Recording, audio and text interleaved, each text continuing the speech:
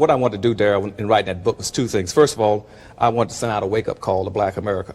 And secondly, I want to prove three things. First of all, is that are blacks in the predicament that we're in, and have we been in this predicament for 400 years because what's been told us, first of all, that it was by divine decree, or that it was genetically inherited, or was it really social engineering? And I went back and found out that it's primarily social engineering. That black folk in the predicament they're in because of social engineering. And what's happened to us all this time, Darrell, is that we've got locked into the lowest status of a no-win monopoly game.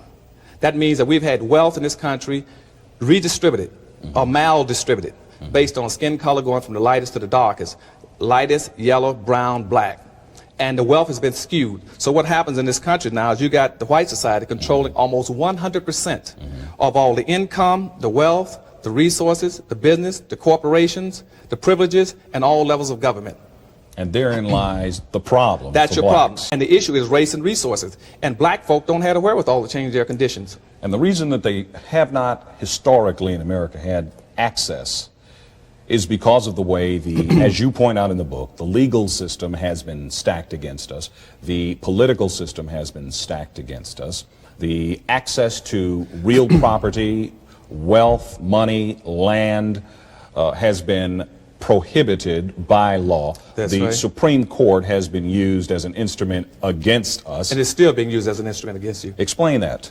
Because initially, when the Constitution was written, all the Constitution did was picked up the old public policy that had already begun on black folk. When black folk first arrived in this country in 1619, there was approximately 20 blacks.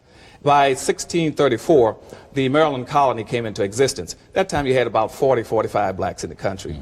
By 1638, something very profound happened, Darrell, that every black person in this country needs to understand. Something very, very profound. What happened in 1638? The Maryland colony put out its first public edict. And what that edict said is that black folks shall never enjoy the fruits of white society. That is very key to what's been happening to you for 400 years. And that is written and established in American code. That's right. Codified as law in That's America. right. And so, and between that point, let's say for about next 20 years, for instance, the European colonies were putting pressure on this country, saying, hey, we didn't send you to America to have a good time, just enjoy yourself and sit back and relax. We sent you to relax. We sent you to America to produce some wealth, some resources for our European, continent. And most of the colonies were sending letters back saying, hey, we can't do anything in this country. We don't have the wherewithal. It would take us a lifetime to clear the forest, to move the bricks, to get rid of the snakes and rocks. And we need a labor force to do it. And at that point in time, the white society knew they had a need.